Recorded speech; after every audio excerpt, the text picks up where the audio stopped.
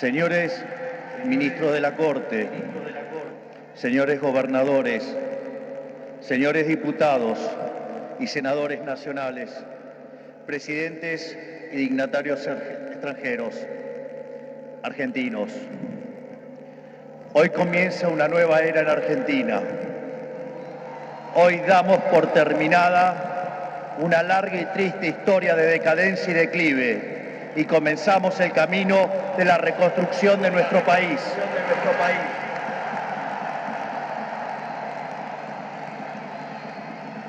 Los argentinos, de manera contundente, han expresado una voluntad de cambio que ya no tiene retorno. No hay vuelta atrás. Hoy enterramos décadas de fracaso, peleas intestinas y disputas sin sentido. Peleas que lo único que han logrado es destruir nuestro querido país y dejarnos en la ruina. Hoy comienza una nueva era en Argentina, una era de paz y prosperidad, una era de crecimiento y desarrollo, una era de libertad y progreso. Un grupo de ciudadanos argentinos reunidos en San Miguel de Tucumán le dijeron al mundo que las Provincias Unidas del Río de la Plata no eran más una colonia española y que a partir de ese histórico momento seríamos una nación libre y soberana. Durante décadas nos enfrentamos en disputas internas acerca de cuál debía ser la forma institucional que nuestro país necesitaba. En 1853, luego de 40 años de haber declarado la independencia, bajo el auspicio de un pequeño grupo de jóvenes idealistas que hoy conocemos como la generación del 37, decidimos abrazar las ideas de la libertad.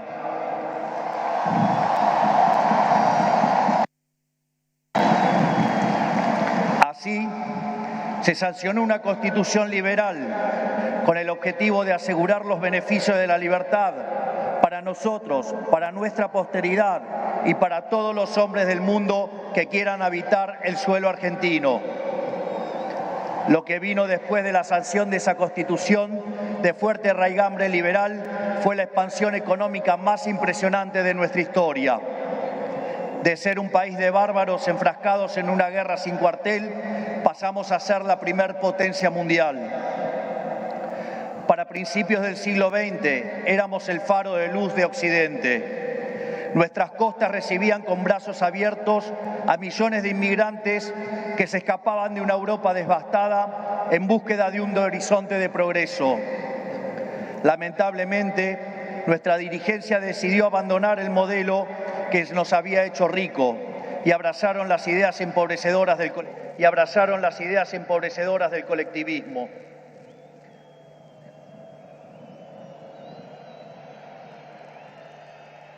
Durante más de 100 años, los políticos han insistido en defender un modelo que lo único que genera es pobreza, estancamiento y miseria. Un modelo que considera que los ciudadanos estamos para servir a la política y no que la política existe para servir a los ciudadanos.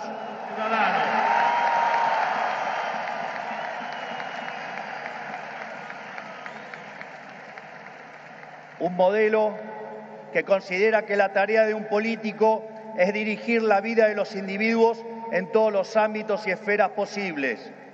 Un modelo que considera al Estado como un botín de guerra que hay que repartir entre los amigos. Señores, ese modelo ha fracasado. Ha fracasado en todo el mundo, pero en especial ha fracasado en nuestro país. Así como la caída del muro de Berlín marcó el final de una época trágica para el mundo, estas elecciones han marcado el punto de quiebre de nuestra historia.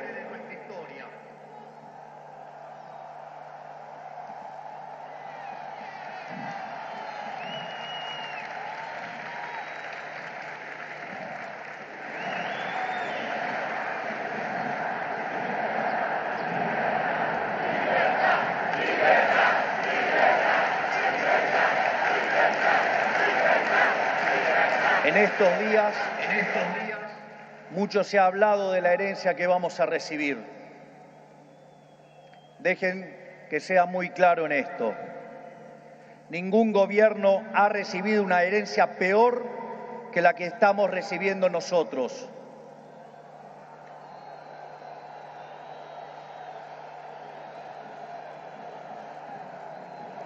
El kirchnerismo, que en sus inicios se jactaba de tener superávit gemelos, esto es, superávit fiscal y externo, hoy nos deja déficit gemelos por 17% del PBI.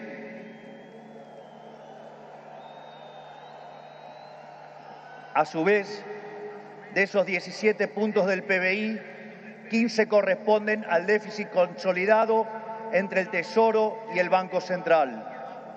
Por lo tanto, no existe solución viable en la que se evite atacar al déficit fiscal. Al mismo tiempo, de esos 15 puntos de déficit fiscal, 5 corresponden al Tesoro Nacional y 10 al Banco Central, por lo que la solución implica, por un lado, un ajuste fiscal en el sector público nacional de 5 puntos del PBI, que a diferencia del pasado caerá casi totalmente sobre el Estado y no sobre el sector privado.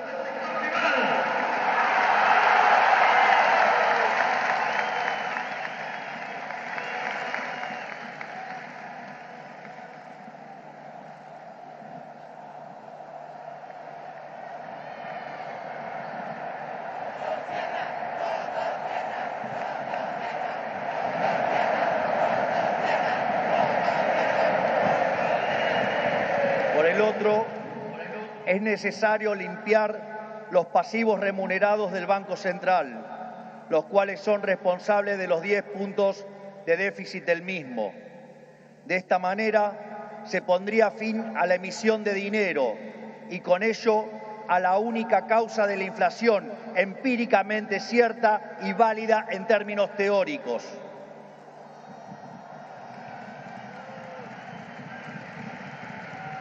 Sin embargo, dado que la política monetaria actúa con un rezago que oscila entre 18 a 24 meses, aun cuando hoy dejemos de emitir dinero, seguiremos pagando los costos del desmadre monetario del gobierno saliente. Haber emitido por 20 puntos del PBI, como se hizo en el gobierno saliente, no es gratis. Lo vamos a pagar en inflación. A su vez, el cepo cambiario, otra herencia de este gobierno,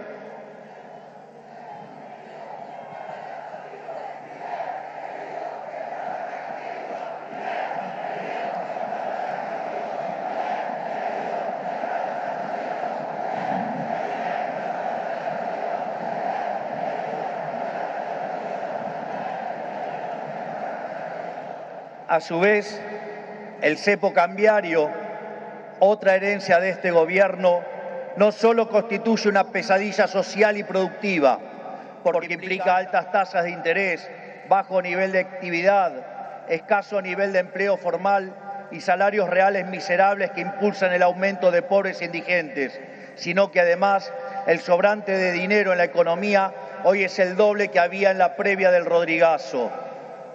Para tener una idea de lo que eso implica, recordemos que el Rodrigazo multiplicó por 6 veces la tasa de inflación, por lo que un evento similar significaría multiplicar la tasa de inflación por 12 veces, y dado que la misma viene viajando a un ritmo del 300%, podríamos pasar a una tasa anual del 3.600. A su vez, tranquilos que no termina acá, la herencia sigue. A su vez, dada la situación de los pasivos remunerados del Banco Central, la cual es peor que la que había en la previa de la hiperinflación de Alfonsín, en muy poco tiempo se podría cuadruplicar la cantidad de dinero y con ello llevar a la inflación a niveles del 15.000% anual. Esta es la herencia que nos dejan, una inflación plantada del 15.000% anual, la cual vamos a luchar contra uñas y dientes para erradicarla.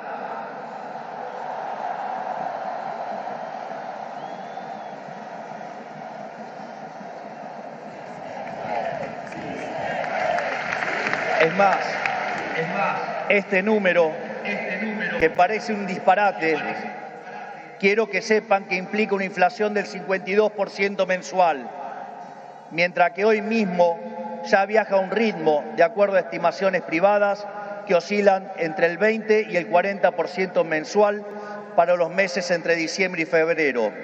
Esto es, el gobierno saliente nos ha dejado plantada una hiperinflación y es nuestra máxima prioridad hacer todos los esfuerzos posibles para evitar semejante catástrofe que llevaría a la pobreza por encima del 90% y la indigencia por encima del 50%. En consecuencia, no hay solución alternativa al ajuste. Por otra parte, la herencia no termina ahí, ya que los desequilibrios en tarifas son soles equiparables al desastre que dejó el kirchnerismo en el año 2015. En el plano cambiario, la brecha oscila entre el 150 y 200%, niveles también similares a los que teníamos en el Rodrigazo. A su vez, la deuda con importadores supera los 30.000 millones de dólares y las utilidades retenidas a las empresas extranjeras alcanzan los 10.000 millones de dólares. La deuda del Banco Central e YPF suman 25.000 millones de dólares y la deuda del Tesoro pendiente suma unos 35.000 millones de dólares adicionales. Esto es, la bomba en términos de deuda asciende a 100.000 millones de dólares que habrá que sumar a los cerca de 420.000 millones de dólares de deuda ya existente. Naturalmente, a estos problemas hay que sumarle también los vencimientos de deuda de este año, donde los vencimientos de deudas en pesos son equivalentes a 90.000 millones de dólares y 25.000 millones de dólares en moneda extranjera con organismos multilaterales de crédito. Sin embargo, con mercados financieros cerrados y el acuerdo con el FMI caído por los brutales incumplimientos del gobierno saliente, el rollover de deuda es por demás desafiante aún para el mítico cíclope. Como si todo esto fuera poco, esto transcurre en una economía que no crece desde el año 2011. Y en línea a lo anterior, el empleo formal en el sector privado se mantiene estancado en 6 millones de puestos de trabajo, llegando a la locura que el mismo es superado en un 33% por el empleo informal. Por ello, no debería sorprender a nadie que los salarios reales se hayan destruido, ubicado en torno a los $300 mensuales, los cuales no solo son 6 veces inferiores a los de la convertibilidad, sino que de haberse mantenido la tendencia de aquellos años, o como lo decían ellos, el maldito neoliberalismo, hoy oscilarían entre 3.000 y 3.500 dólares por mes. Nos han arruinado la vida. Nos han hecho caer por 10 veces nuestros salarios. Por lo tanto, tampoco nos debería sorprender que el populismo nos esté dejando 45% de pobres y 10% de indigentes. Luego de dicho cuadro de situación, que a todas luces parece irremontable, debe quedar claro que no hay alternativa posible al ajuste. Tampoco hay lugar a la discusión entre shock y el gradualismo. En primer lugar, porque desde el punto de vista empírico, todos los programas gradualistas terminaron mal, mientras que todos los programas de shock, salvo el de 1959, fueron exitosos. En segundo lugar, porque desde el punto de vista teórico, si un país carece de reputación, como lamentablemente es el caso de Argentina, los empresarios no invertirán hasta que vean el ajuste fiscal, haciendo que el mismo sea recesivo. En tercer lugar, y no por ello menos importantes, para hacer gradualismo es necesario que haya financiamiento. Y lamentablemente, tengo que decírselos de nuevo, no hay plata.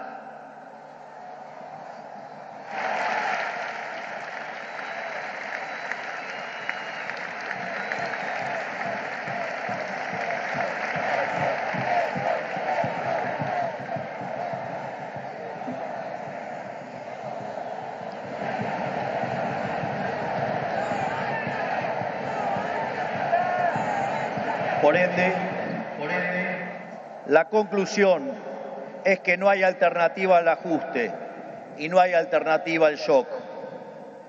Naturalmente, eso impactará de modo negativo sobre el nivel de actividad, el empleo, los salarios reales, la cantidad de pobres e indigentes. Habrá esta inflación, es cierto, pero no es algo muy distinto a lo que ha pasado en los últimos 12 años. Recordemos que en los últimos 12 años el PBI per cápita ha caído 15% en un contexto donde acumulamos 5.000% de inflación. Por lo tanto, hace más de una década que vivimos en esta inflación. Por lo tanto, este es el último mal trago para comenzar la reconstrucción de Argentina.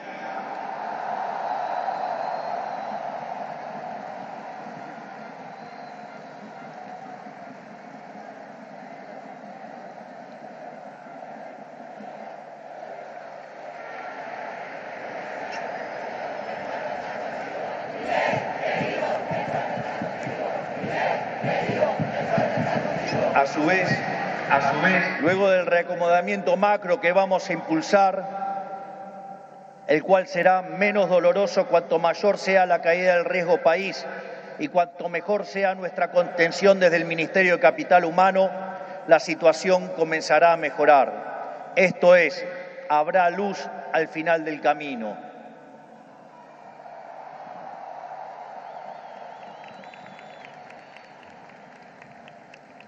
En el caso alternativo, la propuesta sensiblera progresista, cuya única fuente de financiamiento es la emisión de dinero, derivará en una hiperinflación que llevará al país a la peor crisis de su historia, sumado a que nos meterá en una espiral decadente que nos equiparará con la oscuridad de la Venezuela de Chávez y Maduro.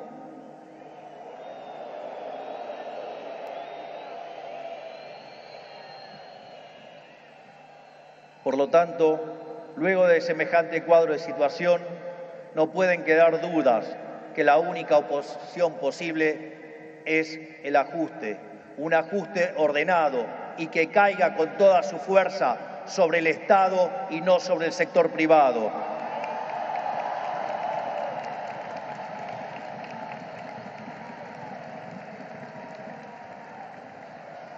Sabemos que será duro.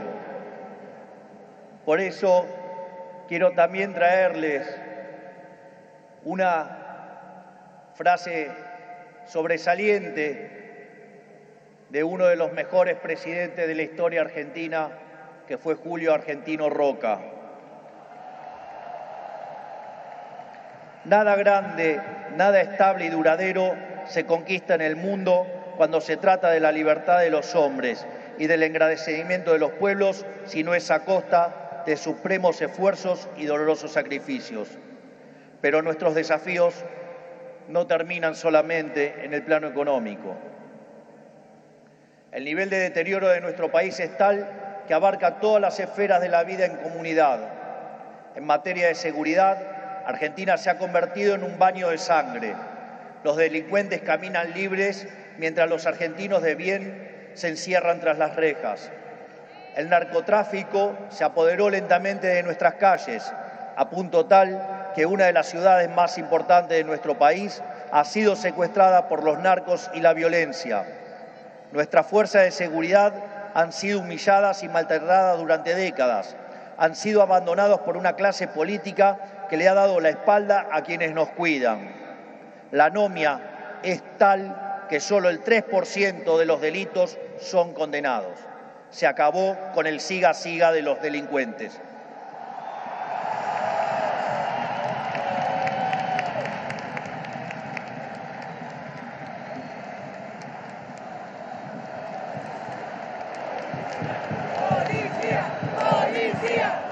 En materia social, estamos recibiendo un país donde la mitad de la población es pobre, con el tejido social completamente roto. Más de 20 millones de argentinos no pueden vivir una vida digna porque son presos de un sistema que lo único que genera es más pobreza. Como dice el gran Jesús Huerta de Soto, los planes contra la pobreza generan más pobreza. La única forma de salir de la pobreza es con más libertad.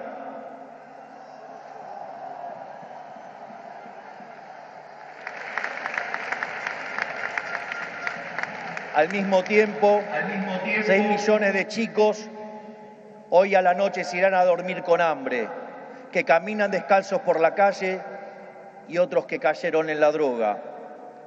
Lo mismo ocurre en materia educativa. Para que tengan idea del deterioro que vivimos, solo el 16% de nuestros chicos se reciben en tiempo y forma en la escuela. Solo el 16%. Solo 16 de cada 100.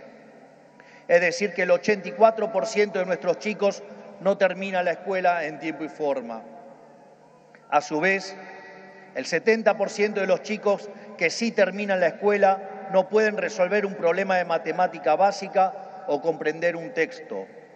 De hecho, en las últimas evaluaciones PISA, la Argentina se encuentra en el puesto 66 de 81 y séptima en América Latina, siendo que Argentina fue el primer país en terminar con el alfabetismo en el mundo. Si se levantara Sarmiento y viera qué hicieron de la educación.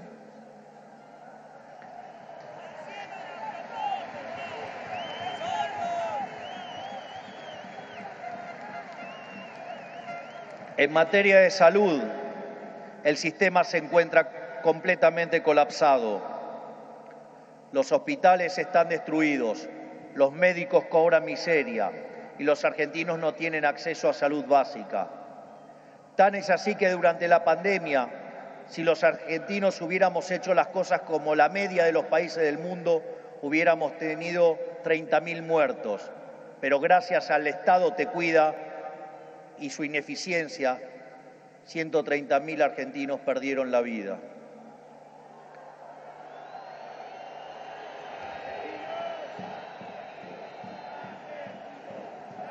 Ese es el estado presente del que los políticos tanto hablan, argumento que utilizan para justificar el aumento descomunal del gasto público que solo los beneficia a ellos.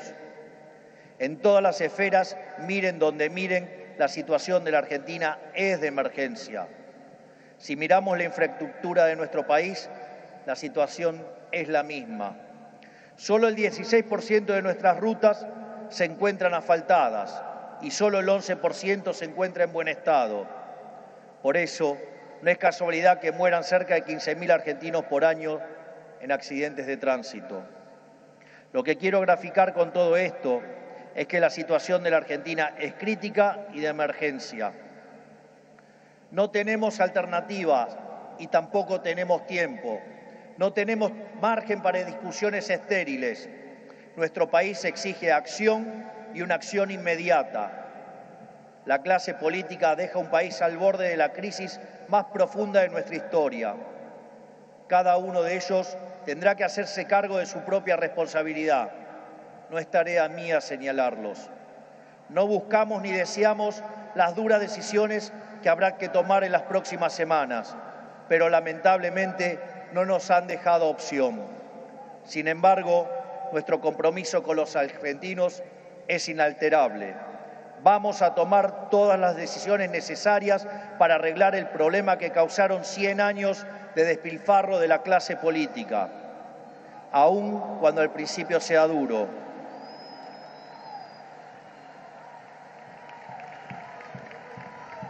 Sabemos que de corto plazo la situación empeorará, pero luego veremos los frutos de nuestro esfuerzo habiendo creado las bases de un crecimiento sólido y sostenible en el tiempo. También sabemos que no todo está perdido. Los desafíos que tenemos son enormes, pero también lo es nuestra capacidad para superarlos. No va a ser fácil, 100 años de fracaso no se deshacen en un día, pero un día empieza y hoy es ese día.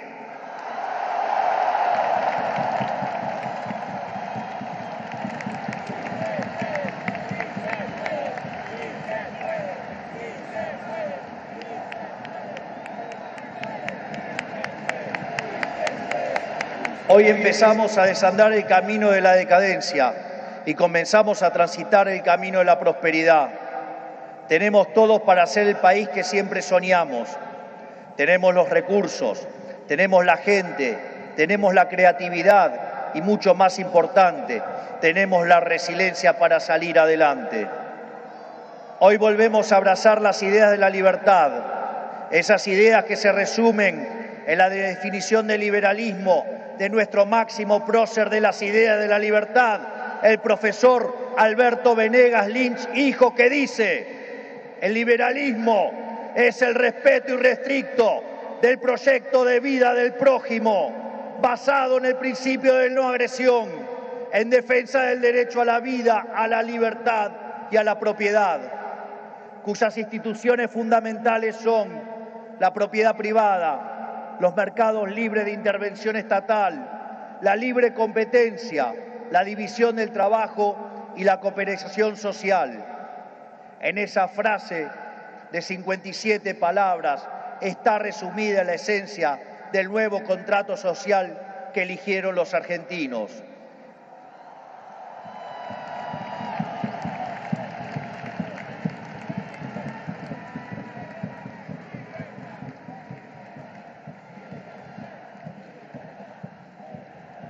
Este nuevo contrato social nos propone un país distinto, un país en el que el Estado no dirija nuestras vidas, sino que vele por nuestros derechos, un país en el que las hace, las paga.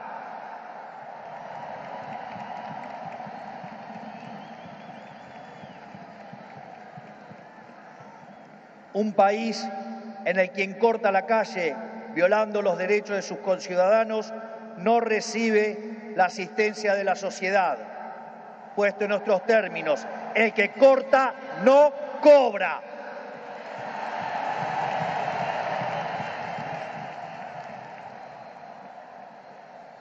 Un país que dentro de la ley permite todo, pero fuera de la ley no permite nada.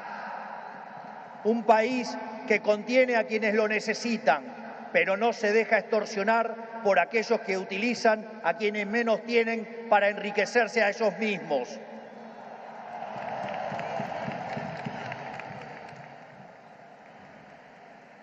En cuanto a la clase política argentina, quiero decirles que no venimos a perseguir a nadie, no venimos a saldar viejas vendetas, ni a discutir espacio de poder. Nuestro proyecto no es un proyecto de poder, nuestro proyecto es un proyecto de país. No pedimos acompañamiento ciego, pero no vamos a tolerar que la hipocresía, la deshonestidad o la ambición de poder interfieran con el cambio que los argentinos elegimos. A todos aquellos dirigentes políticos, sindicales y empresariales que quieran sumarse a la nueva Argentina, los recibimos con los brazos abiertos.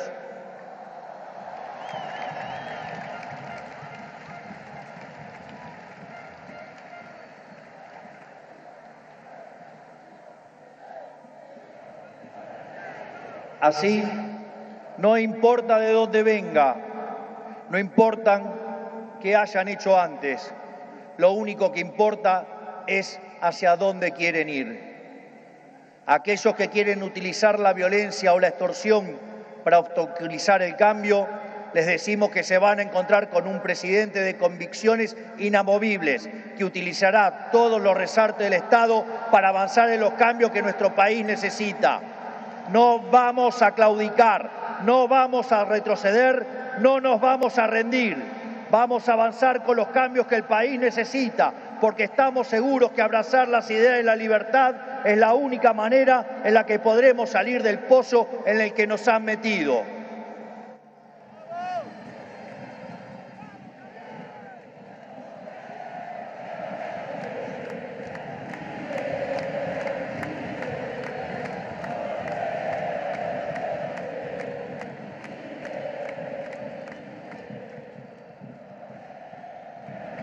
Por lo tanto, y para ir terminando, que quede claro, hoy comienza una nueva era en Argentina.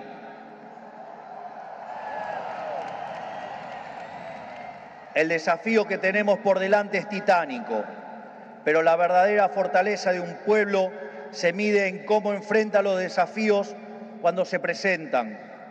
Y cada vez que creemos que nuestra capacidad para superar esos desafíos ha sido alcanzada, miramos al cielo y recordamos que esa capacidad bien podría ser ilimitada. El desafío es enorme, pero lo afrontaremos con convicción, trabajaremos sin descanso y llegaremos a destino. No es casualidad que esta inauguración presidencial ocurra durante la fiesta de Hanukkah, la fiesta de la luz, ya que la misma celebra la verdadera esencia de la libertad. La guerra de los macabeos es el símbolo del triunfo de los débiles por sobre los poderosos, de los pocos por sobre los muchos, de la luz por sobre la oscuridad y sobre todas las cosas, de la verdad por sobre la mentira. Porque ustedes saben que prefiero decirles una verdad incómoda antes que una mentira confortable.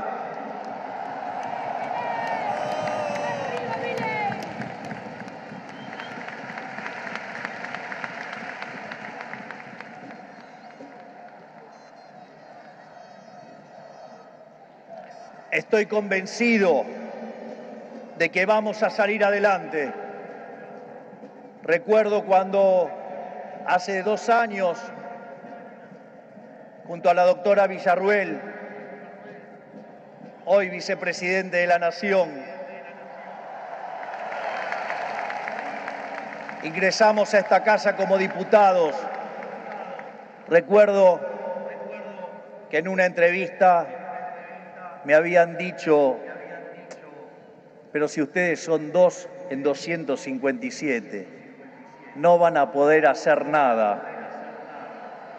Y también recuerdo que ese día la respuesta fue una cita del libro de Macabeos 3:19, que dice que la victoria en la batalla no depende de la cantidad de soldados, sino de las fuerzas que vienen del cielo.